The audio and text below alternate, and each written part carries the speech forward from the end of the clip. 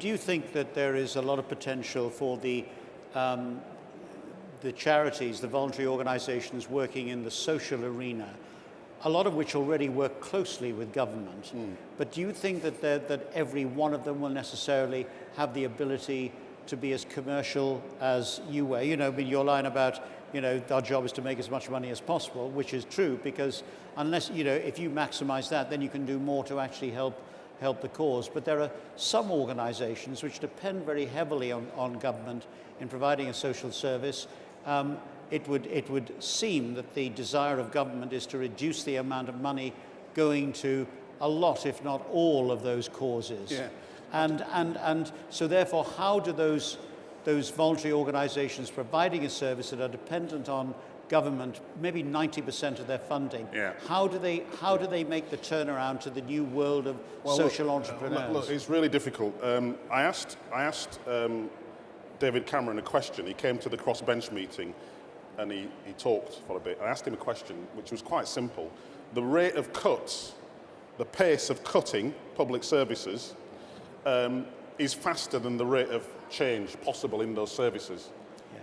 And that's why we're going to create an underclass. I mean, I don't want to be pessimistic, but that's how you create underclasses, okay?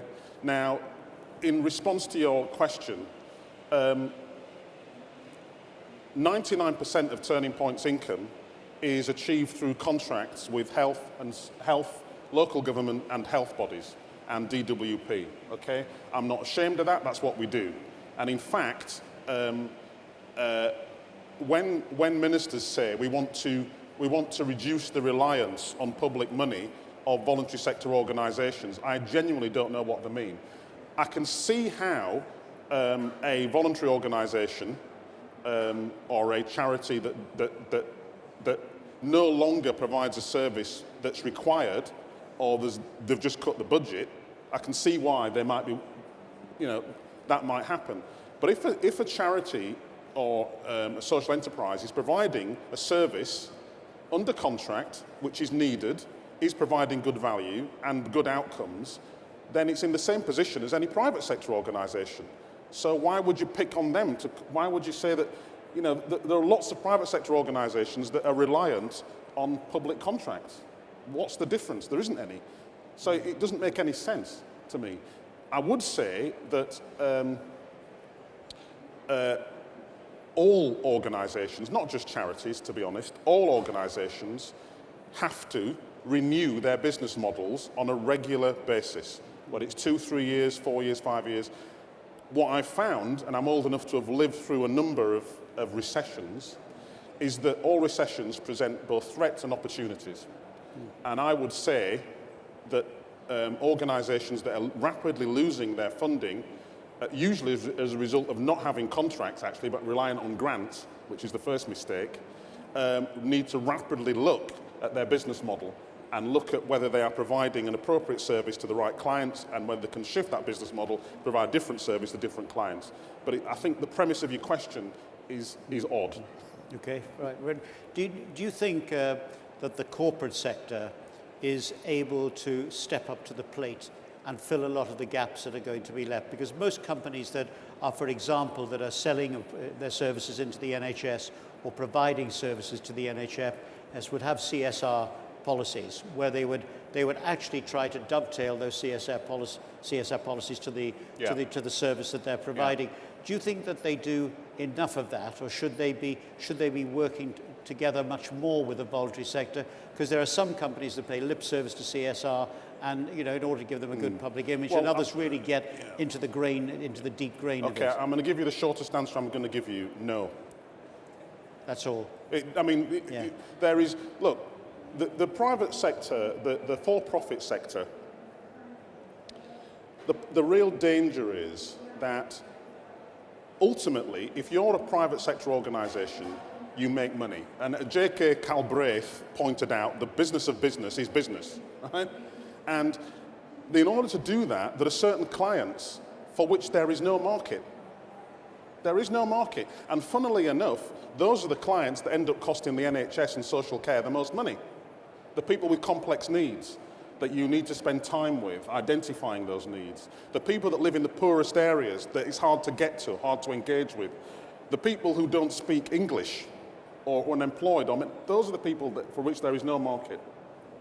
It's very difficult to create a market and end up spending money. So there's a limit, I think, to what the for-profit sector can do. And CSR is all well and good, but as I think you've intimated, it's wrapping, it's not the product, right? Which is why I don't engage with it very often. What I do believe is that there are genuine partnerships that can be created between the for-profit and the not-for-profit in reaching those communities that are the sharp end of the inverse care law. And what are the rules? What are the rules for those partnerships? Well, what gives them the best chance of success? Okay, well, let me start with the rules that I would apply to government. The first thing is that government have to stop talking about the private sector and what you call the voluntary sector, but I call the not-for-profit sector, as though they're the same thing, because they're not. That's the first rule.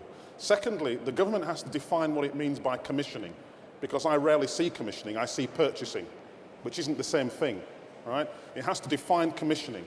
It has to define commissioning as the means by which you understand the needs of an individual and/or a community such that you can build a platform for procurement. If you do that, then you force different relationships. And the third thing that government has to do is that it has to use procurement to genuinely create mixed economies. So let me give you an example. In a lot of cases, when local government or health procures something, it feels as though the keys to the safe have been thrown up in the air and everybody dives in, right? It's called competition. But the problem with competition when you've got limited resources is that a lot of the limited resources is wasted in the process of competing, okay? So what government should be doing is encouraging the procurement process to say to large organisations, whether they're public, whether they're for-profit, public or not-for-profit, you increase your chances of winning this contract if you show how deep your value chain goes into reversing the inverse care law. Do you understand? Who are you working with that adds value? What is the social value created by us giving you this contract? Because at the end of the day, it's all public money.